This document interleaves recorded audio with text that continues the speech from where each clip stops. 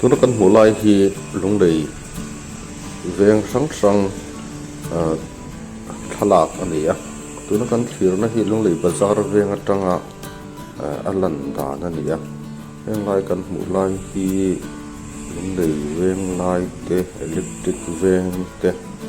ania ya soi hi ti Maharashtra hi chu bazar veng hum chung te pon ni mai thia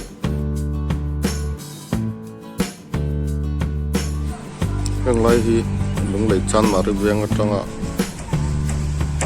marlam hoi zonga landan ania henglai kan hmuh lai lampang hi serkon tlang lampang lan na nia henglai tlang chhip tu hi serkon tlang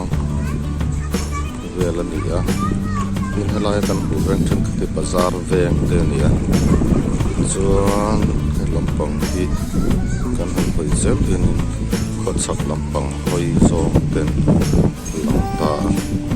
pari lunglei atanga khot sak lam hoi ni lo chhuana lampang te nia tuna kan hmuh lai veng chu chan mari veng ania lai hol lian pui kan hmuh chan mari wai me hol ania chuan khi lai tlang lo lang khi ni tlang chhip lo lang chu mina bo chiai hi thei riat tlang vel ania lei atlang sang erta jing mi ni ma yang lai kan lai lei January tu te na pia lam deuh so ni lai tlang chi lo lang khi tlang chi pa building lo lang tu na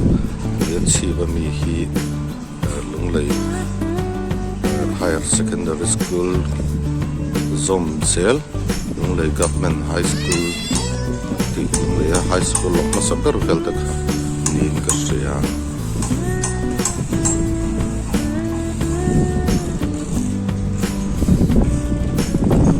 lunglei